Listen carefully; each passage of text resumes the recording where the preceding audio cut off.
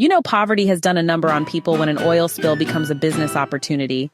Not a disaster, not an emergency, but a jackpot. The money is mine.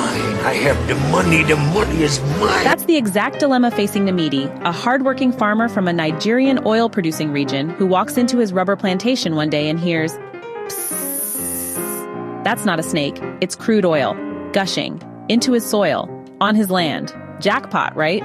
Wrong. In the Niger Delta, even the jackpot comes with a price tag, usually death. What? What? The story is called The Plantation, and it takes us deep into the oil-rich yet poverty-stricken Niger Delta, where the land bleeds wealth, but the people remain hungry. Here, oil flows underground while suffering flows above it. So there's Namidi, just a simple man with a rubber plantation trying to feed his family.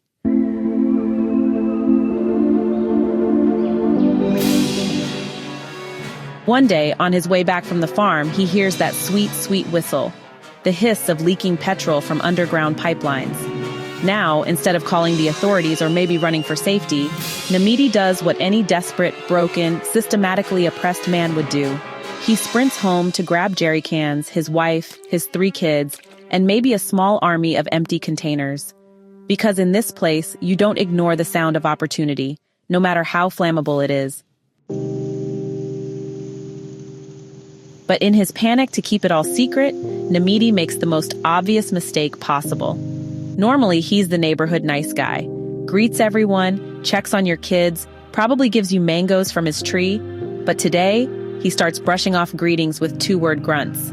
That's when people start thinking, something's up with this guy. So now the village is buzzing, something is up. Even his wife, Mama Ife, gets a bad feeling in her bones. You know the kind African wives get, the ones that make them stop mid-chore and whisper, "Namidi, this thing will not end well." But of course, Namidi does what African husbands are trained to do, ignore sound advice. There's money to be made, he says, and that's the beginning of the end. Namidi and his family get to the site and begin scooping, petrol everywhere, enough to fill every container in the village. And then, his son Ochuko is put on watch duty. Make sure no one steals what we've borrowed from the government, you can almost hear Namidi say. Ochuko does his best. He plays. He watches. He climbs a tree with his friend Anami. But then, boom, Onoma falls, head first. And before you can say Shell Petroleum, the whole area erupts in flames. People are screaming, running, burning, twisting like fetish priests in a trance.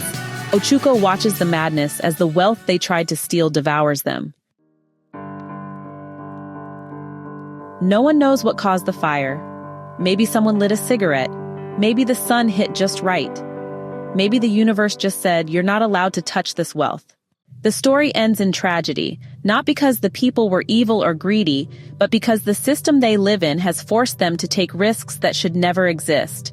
A man cannot see oil on his own farm and not try to feed his children with it, especially when he knows that oil is already feeding a government far away, bloating the bellies of people who've never set foot in his village. This is the cruel irony of life in the Delta. The more oil under your feet, the more hunger in your belly. This haunting and tragic story is titled The Plantation by Ovo Adagha, and it's part of the 2010 Cain Prize anthology, A Life in Full and Other Stories. While the 5 shortlisted stories of the prize have been widely discussed, this story, written during the Cain Prize Writers' Workshop, carries just as much power and punch. What struck me most was how simply the story was told. There's no overwriting, no sensationalism, just a man, a family, a spill, a tragedy. But within that simplicity lies everything: history, politics, greed, survival, trauma. You can't read The Plantation and not think of the Niger Delta's geopolitical situation. The land is rich, but the people are poor. The soil is fertile, but poisoned. The wealth is flowing, but not here. It's going to city capitals, to oil tycoons, to politicians in tailored suits who've never touched farm soil or smelt leaking crude oil. The story also taps into a deeper tragedy, the one where poverty forces people into dangerous decisions. It reminds me of that haunting line from Chinua Achebe's A Man of the People. The trouble with our new nation was not in the absence of knowledge, but in the will to use it. People like Namidi know that oil is dangerous, but what choice do they have? Even the children, like Ochuko, are dragged into this mess, left to watch guard over stolen petrol, playing beside invisible death. That scene of people draped in fire, moving like possessed spirits, is unforgettable.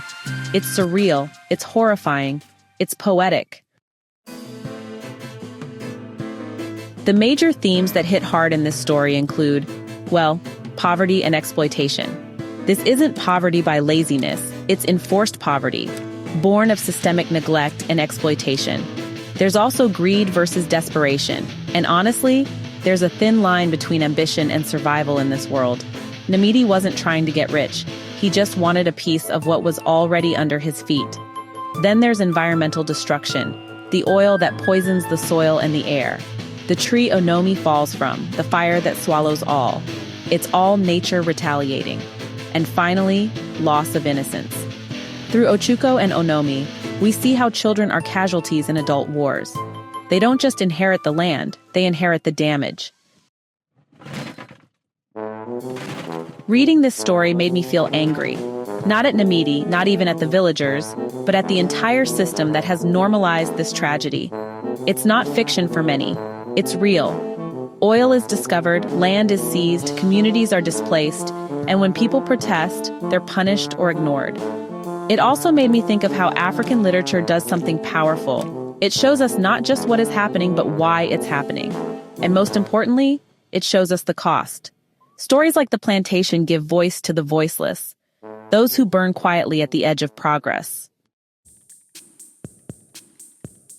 Ovo Adagha, the author of The Plantation, is a Nigerian writer whose work spans short stories, poems, and nonfiction. He has been published widely in online and print journals and co-edited the anthology One World in 2009, a collection of stories from around the globe.